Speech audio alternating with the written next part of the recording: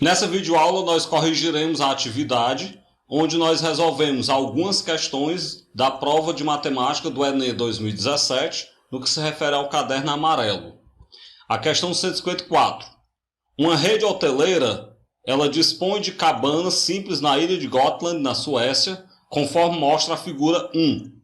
A estrutura de sustentação de cada uma dessas cabanas está representada pela figura 2. A ideia é permitir ao hóspede uma estada livre de tecnologia, mas conectada com a natureza. A forma geométrica da superfície das arestas estão representadas na figura 2 a forma geométrica da superfície cujas arestas, tinha lido errado, né? Estão representadas na figura 2 Na prática, para a gente dizer qual é o sólido geométrico que nós temos aí na figura 2. É uma questão básica. A gente pode perceber que a figura 2 ela é uma representação de um prisma triangular reto. Não confundam, é um prisma, ele está deitado, mas é um prisma, é triangular e tem os ângulos retos, por isso, prisma triangular reto. Dessa forma, então, a resposta correta é o item E. Questão 155. A figura ilustra uma partida de campo minado, o jogo presente em praticamente todo computador pessoal. 4 quadrados em um tabuleiro 16 por 16 foram abertos. E os números em suas faces, eles indicam quantos dos seus 8 vizinhos contêm minas, que devem ser evitadas. O número 40, no canto inferior direito, é o número total de minas no tabuleiro, cujas posições foram escolhidas ao acaso, de maneira uniforme, antes de se abrir qualquer quadrado. Aí você tem, por exemplo, o quadrado P já foi aberto, ele tem 2 vizinhos com mina, o quadrado Q só tem um vizinho com mina, o quadrado T tem 3 vizinhos, o quadrado S tem 4 vizinhos com mina. E o quadrado R ainda não foi aberto, então a gente não sabe nenhuma informação sobre ele. Em sua próxima jogada, o jogador deve escolher dentre os quadrados marcados com as letras P, Q, R, S, T, um para abrir, sendo que ele deve escolher aquele com a menor probabilidade de conter mina. O jogador deve abrir o quadrado marcado com qual letra? Então nós temos que descobrir qual é a probabilidade de um vizinho desses quadrados ter mina, ou desses quadrados marcados com as letras ter mina, ok? Descoberto essa probabilidade, a gente tem então que ver qual deles tem a menor probabilidade de conter essa mina. Vamos lá então. A gente pode observar que cada um dos quadrados vizinhos a P, Q, R, S, T, que já foram abertos, cada um deles possui 8 vizinhos. Cada quadrado, na verdade, possui 8 vizinhos, como a gente pode perceber. Bem, pela quantidade de vizinhos que possuem bomba, a gente pode calcular então a probabilidade de encontrar uma mina em cada um desses pontos. Vamos fazer então o seguinte, eu vou calcular então qual é a probabilidade de encontrar uma mina, uma bomba, no ponto P. Observe que o ponto P ele possui 2 vizinhos com bomba de um total de 8. Então a probabilidade de conter uma mina vai ser número de elementos do evento sobre o número de elementos do espaço amostral. Então vai ficar 2 sobre 8, que é 0,25 ou 25%. De maneira equivalente, o ponto Q ele possui um vizinho com bomba, na verdade tem uma bomba perto dele, de um total de 8 vizinhos. Então a probabilidade de eu abrir o ponto P e ele conter uma mina é 1 sobre 8, que é 0,125 ou 12,5%. De maneira equivalente, eu posso fazer para o ponto S. O ponto S ele possui 8 vizinhos, dos quais, então, 4 possuem bomba. Então, a probabilidade de encontrar uma mina ao abrir o ponto S é 4 sobre 8, que é 0,5, ou seja, 50%. O ponto T ele possui, então, 8 vizinhos, dos quais 3 têm bomba. Então, a probabilidade de encontrar uma mina abrindo o ponto T é 3 sobre 8, que é 0,375 ou 37,5%. Até aqui foi simples, né? Por quê? Porque nós já sabemos a quantidade de vizinhos que cada ponto tem e já sabemos quantas minas tem entre os seus vizinhos. Agora o que eu posso fazer? Agora a gente vai ter que calcular a probabilidade de encontrar uma mina ao abrir o ponto R. Porque sobre o ponto R nós não temos nenhuma informação. O que eu faço então? A gente observa o seguinte. Para a gente saber a probabilidade de haver uma mina no ponto R, basta a gente considerar que das 40 minas que tem nesse tabuleiro, 2 estão vizinhas ao ponto P, uma vizinha ao ponto Q, 4 vizinhas ao ponto S e 3 vizinhas ao ponto T. Então, das 40 minas do tabuleiro, 10 nós já sabemos mais ou menos vizinho a quem estão. Desse modo, então, o que a gente percebe? Restam 30 bombas na região compreendida no entorno do ponto R. Então, com isso, nós teremos que o número de elementos do meu evento para o ponto R é 30. O que eu vou imaginar então agora? A gente vai fazer o seguinte. Eu vou destacar os vizinhos de cada informação que nós temos, de cada ponto que nós temos. Observem que os pontos PQRS, na verdade PQST e os seus vizinhos, cada um deles compreende uma região com 9 quadradinhos. Se cada um deles contém uma região com 9 quadradinhos, então nós temos aí os 4 compreendendo 36 quadradinhos em suas regiões. Desses 36 quadradinhos, vamos fazer o seguinte. O tabuleiro todo, 16 por 16, ele tem 256 quadradinhos, 256 casas. Tira as 36 vizinhas a P, Q, S, T, sobram então 220 casas. Nessas 220 casas, no entorno do ponto R, estão distribuídas 30 bombas. Então, qual é a probabilidade de eu abrir o ponto R e ter uma bomba, e ter uma mina? É só a gente pegar, então, 30 sobre 220. Isso vai dar aproximadamente 0,363, que é aproximadamente 13,63%. Bem, dessa forma nós calculamos qual é a probabilidade de eu abrir cada um desses pontos e, claro, ele conter uma mina e eu me arrebentar por causa de uma mina que tem nele. Como a gente quer escolher o ponto que tem a menor probabilidade de conter uma mina, a gente pode perceber que o ponto com a menor probabilidade é o ponto Q, que ele tem só 12,5% de chance de conter uma mina. E dessa forma, então, a resposta correta é o item B de bola. Questão 156. A água para o abastecimento de um prédio ela é armazenada em um sistema formado por 2 reservatórios idênticos, em forma de bloco retangular, ligados entre si por um cano igual ao cano de entrada, isso conforme ilustrado a figura, conforme ilustra a figura. O que a gente percebe? Nós temos 2 reservatórios interligados por um cano. A questão falou que esse cano que liga o reservatório 1 ao reservatório 2, ele tem a mesma dimensão do cano de entrada. Então a água cai inicialmente no reservatório 1, começa a enchê-lo, até que a água chega numa determinada altura, que é a altura do cano, que passa para o reservatório 2, e ela vai passar a ser transferida para o reservatório 2. Até o reservatório 2, o nível de água chegar a uma altura do cano, e aí, claro, quando o nível de água do reservatório 2 chegar na altura do cano, a água dos 2 reservatórios sobem por igual. Vamos continuar então lendo a questão. A água entra no sistema pelo cano de entrada, no reservatório 1, há uma vazão constante, e ao atingir o nível do cano de ligação, ela passa a abastecer o reservatório 2. Suponha que inicialmente os 2 reservatórios estejam vazios. Qual dos gráficos a seguir melhor descreverá a altura H do nível de água do reservatório 1 em função do volume V de água no sistema? Ou seja, como é que vai variar a altura do nível de água no reservatório 1 em função do volume de água que entra nesse sistema composto pelos 2 reservatórios.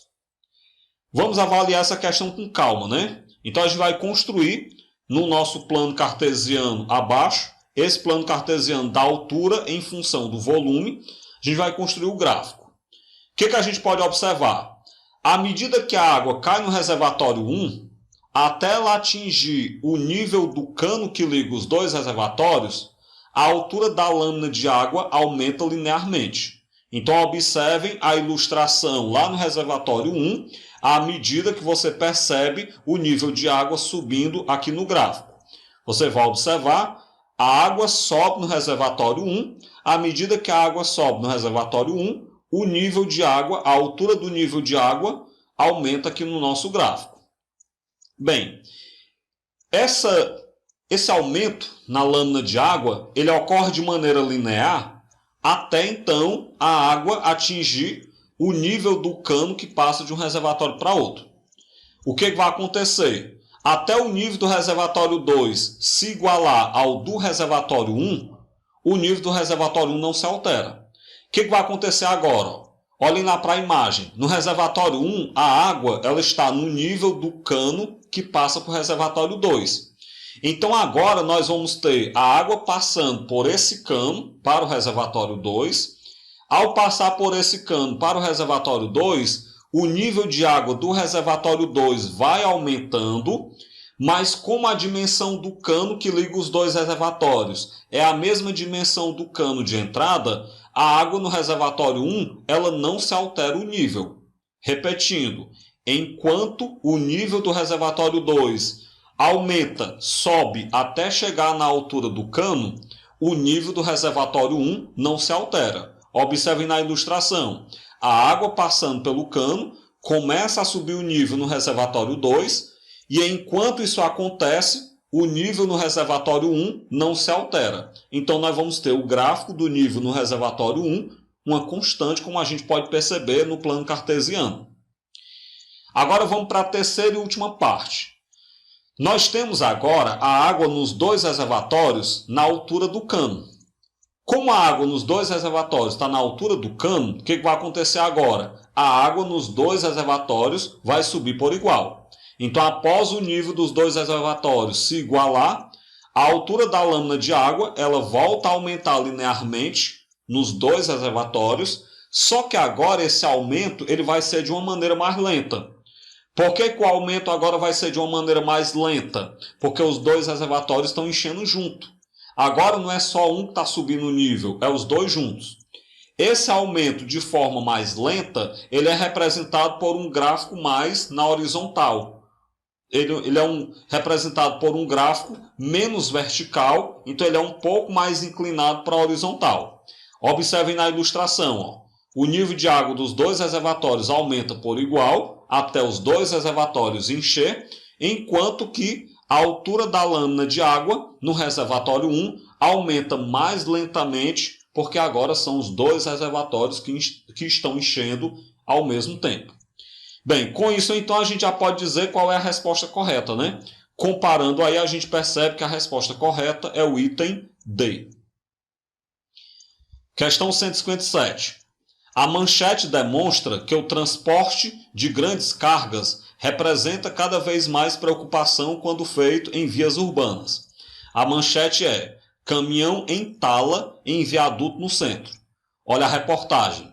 Um caminhão de grande porte entalou embaixo do viaduto no cruzamento das avenidas Borges de Medeiros e Loureiro da Silva, no sentido centro-bairro, próximo à Ponte de Pedra, na capital. Esse veículo ele vinha de São Paulo para Porto Alegre e transportava 3 grandes tubos conforme a foto, né? Conforme ilustrado na foto. Você vê o caminhão entalado embaixo do viaduto, não consegue sair por causa que a altura da sua carga, essa altura ela não era inferior à altura do viaduto. Então por isso o caminhão acabou entalando. Considere que o raio externo de cada cano da imagem seja de 0,6 metros e que eles estejam em cima de uma carroceria cuja parte superior está a 1,30 m do solo. Então a altura da carroceria, a parte superior dela ao solo, 1,30 m. O desenho representa a vista traseira do empilhamento dos canos. Você tem na horizontal o que seria o nível da carroceria desse caminhão, com os 3 canos empilhados sobre essa carroceria. A margem de segurança recomendada para que um veículo passe por baixo de um viaduto é que a altura total do veículo com a carga seja no mínimo meio metro, 0,5 centímetro, menor do que a altura do vão do viaduto.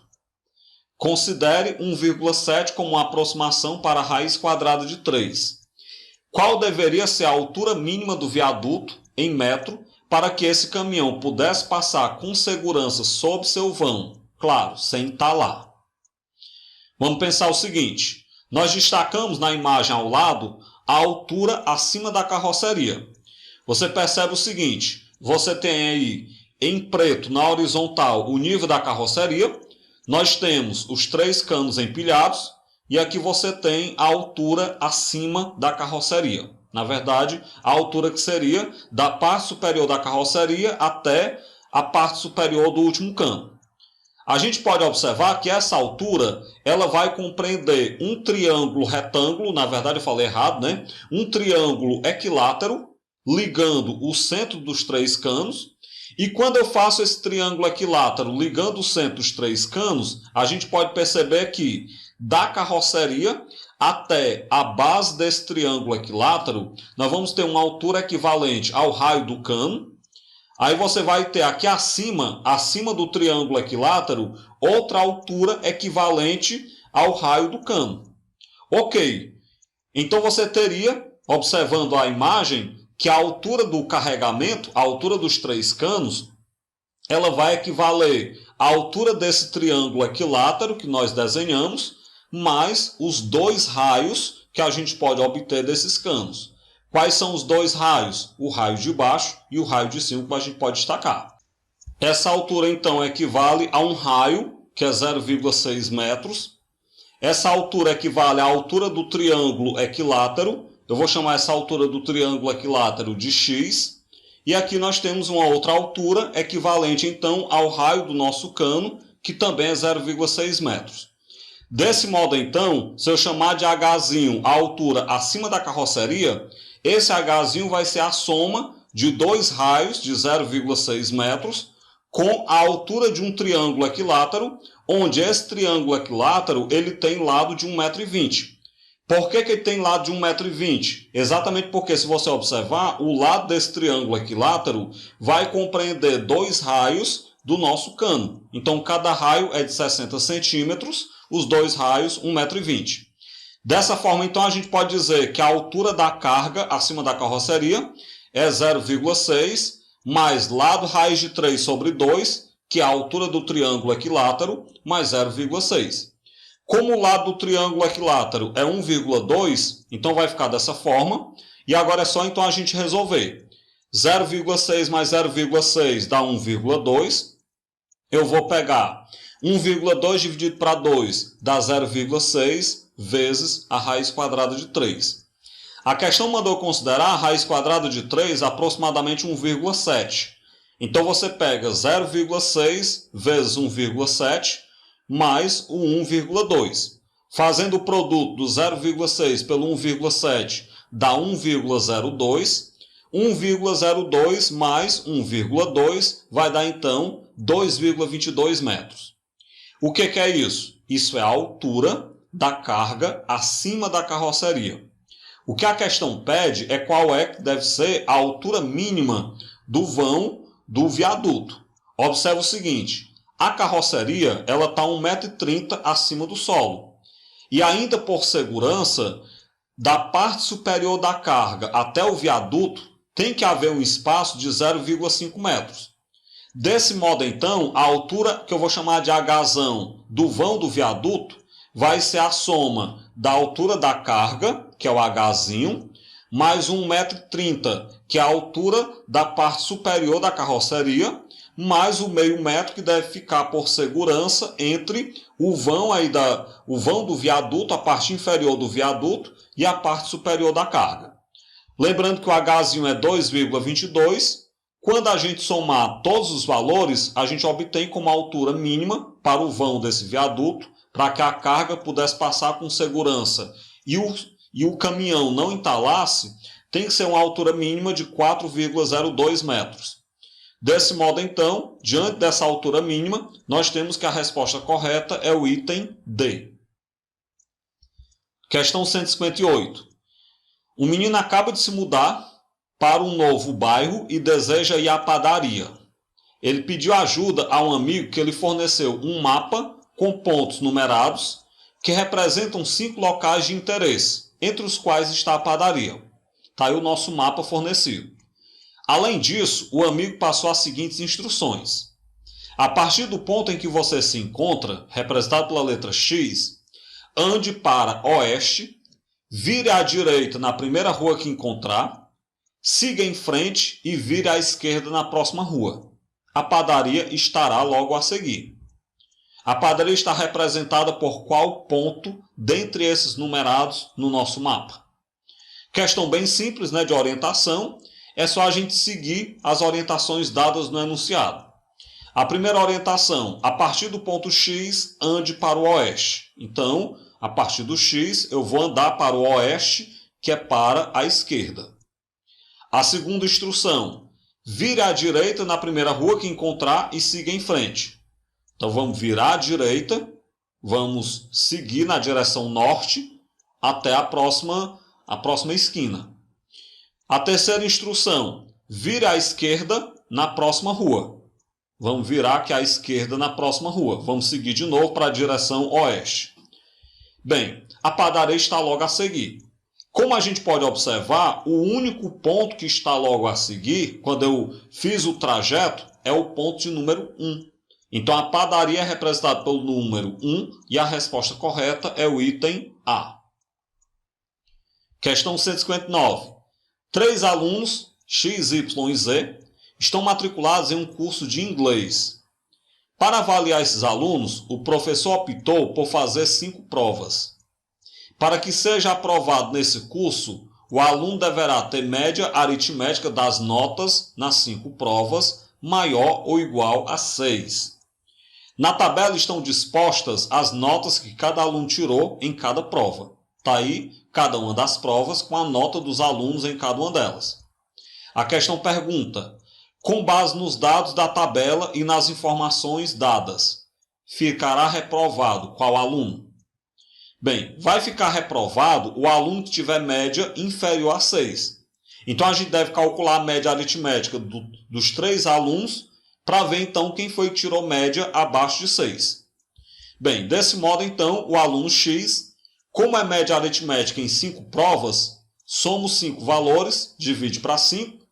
Está aí, então, as 5 notas do aluno X somadas, dividido para 5.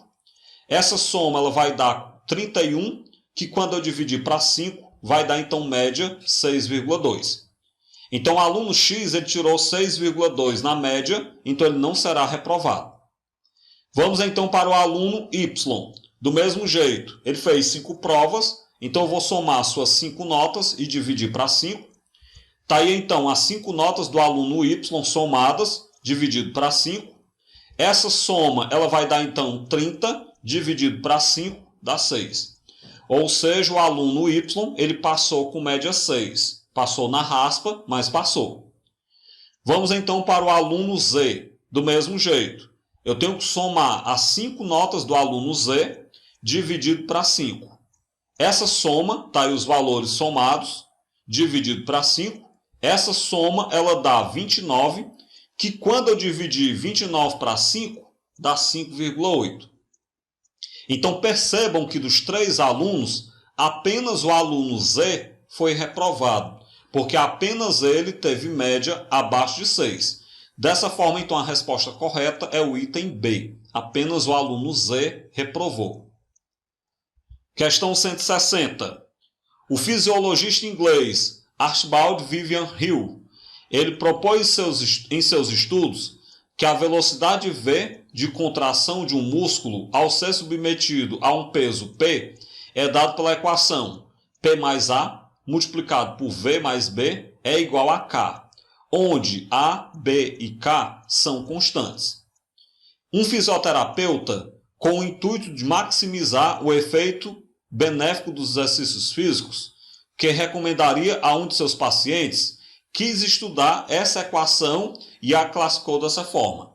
Então, esse fisioterapeuta classificou essa equação como sendo de uma semirreta oblíqua, de uma semirreta horizontal, de um ramo de parábola, de um arco de circunferência ou de um ramo de hipérbole. Vamos lá, então. O fisioterapeuta analisou a dependência entre a velocidade v e o peso p. Isso na equação de Hill. E a classificou de acordo com a sua representação geométrica no plano cartesiano, utilizando o par de coordenadas p em função de v. Admita então que a constante k é uma constante positiva e, portanto, maior do que zero. O gráfico da equação que o fisioterapeuta utilizou para maximizar os efeitos dos exercícios é do tipo Q. Será que esse fisioterapeuta representou através de uma semi-reta oblíqua o gráfico dessa função? Ou será que foi de uma semi-reta horizontal? A gente tem que avaliar então a característica da equação para a gente poder ver qual é o tipo de curva, qual o tipo de lugar geométrico que ela representa. Vamos pensar da seguinte forma. Eu vou poder reescrever a equação de Hill isolando então o v, isolando a velocidade. Nós temos que p mais a multiplicado por v mais b é igual a k. Então, se eu quero isolar o v, eu passo p mais a dividindo. Então, seria v mais b é igual a k dividido por p mais a. Com isso, então, eu passo o b subtraindo. Então, o v será k dividido por p mais a menos o b. O que a gente percebe? Primeiro dá para a gente perceber que não se trata de uma semi-reta horizontal. Porque a semi-reta horizontal, a sua equação, ela tem apenas o valor de y. Quem é o nosso y? O nosso y, nesse caso, PV, o v é o y. Então teria que ter apenas o v. Nós não temos apenas o v. O p, que faz o papel do x, aí também está. Então não é uma semi-reta horizontal. Por outro lado, isso também não é uma semi-reta oblíqua, porque para ser uma semi-reta oblíqua tem que ter o y e o x, ou seja, tem que ter o v e o p. E o expoente do v e do p tem que ser um positivo. Como o p está embaixo da fração, o expoente do p é menos 1, então não pode ser uma semi-reta oblíqua. Pessoal, também não pode ser um ramo de parábola. Porque para ser uma parábola, eu tenho que ter ou v ou p, um dos dois, elevado ao quadrado. Percebam que nós não temos quadrado nessa expressão, então não é ramo de parábola. Também não é arco de circunferência. Por que não é arco de circunferência? Porque na equação da circunferência, o x e o y tem que ter quadrado. No nosso caso, o p e o v tem que estar elevado ao quadrado. Aí ninguém está elevado ao quadrado. Ou seja, essa equação, na verdade, ela representa um ramo de hipérbole. Dessa forma, então, a resposta correta é o item E. Questão 161. Em um parque, há dois mirantes de alturas distintas, que são acessados por elevador panorâmico. O topo do mirante 1 é acessado pelo elevador 1, enquanto que o topo do mirante 2 é acessado pelo elevador 2. Eles encontram-se a uma distância possível de ser percorrida a pé e entre os mirantes também há um teleférico que os liga, que pode ou não ser utilizado pelo visitante. O visitante ele pode subir em um mirante, ir de teleférico até o outro mirante e descer pelo outro mirante, ou ele pode subir em um mirante e descer e a pé até o outro mirante subir e descer também. Ele tem essas opções. O acesso aos elevadores tem os seguintes custos. Bem, para subir pelo elevador 1 é 15 centavos. Para subir pelo elevador 2 é 1,80. Para descer pelo elevador 1 é 10 centavos. E para descer pelo elevador 2 é de 2,30. Além disso, o custo da passagem do teleférico partindo do topo do mirante 1 para o topo do mirante 2 é de R$ 2,00. E se você for o trajeto contrário, do topo do mirante 2 para o topo do mirante 1, é de R$ 2,50. Qual é o menor custo em real para uma pessoa visitar os topos dos dois mirantes e retornar ao solo?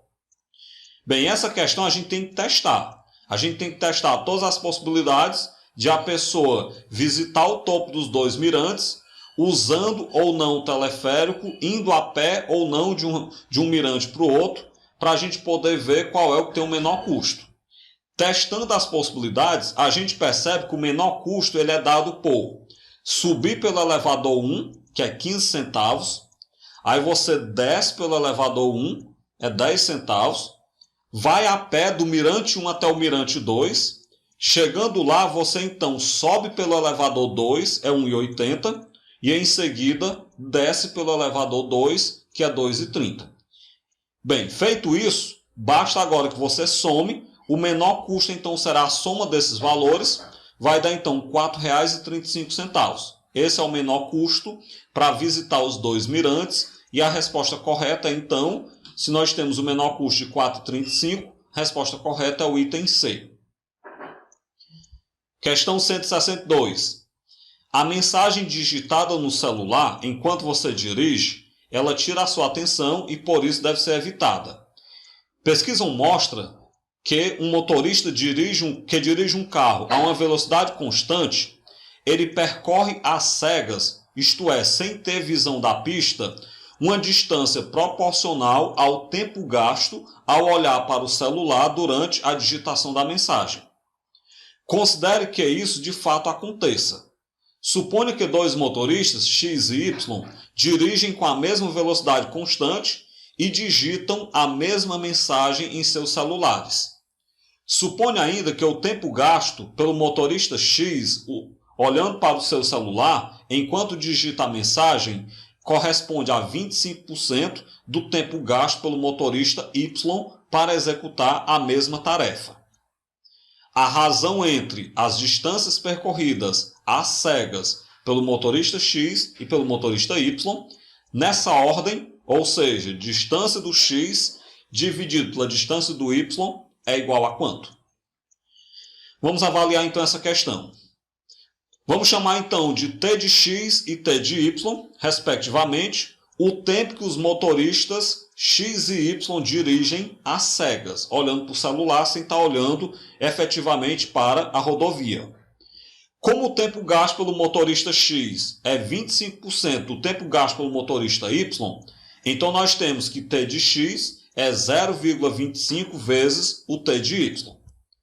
Além disso, vamos considerar D de X e D de Y a distância que esses dois motoristas dirigem às cegas. O que a gente pode perceber? Como os motoristas estão à mesma velocidade e a distância percorrida por eles é proporcional ao tempo, se nós já sabemos que o tempo do motorista X é 0,25 vezes o tempo do motorista Y e a distância é proporcional ao tempo, então a gente pode dizer que a distância percorrida pelo motorista X às cegas é 0,25 vezes a distância percorrida pelo motorista Y. Como eu quero saber então dx sobre dy, a partir dessa expressão, pego o dy, passa dividindo o dx. Então vai ficar dx sobre dy é igual, eu vou primeiro calcular aí na forma fracionária, depois que eu passo dividindo. Então o dx é igual a 1/4 vezes o dy, já que 0,25 na forma fracionária é 1/4. Agora sim, eu passo o dy dividindo, então dx sobre dy é igual a 1 sobre 4. Então a razão entre as distâncias percorridas às cegas pelos motoristas X e Y, nessa ordem, é 1/4, ou seja, é 1/4. Dessa forma, então, se a razão entre as distâncias é 1/4, a resposta correta é o item B. Com isso, a gente finaliza a correção dessa atividade, onde a gente resolveu algumas questões da prova de matemática do Enem 2017.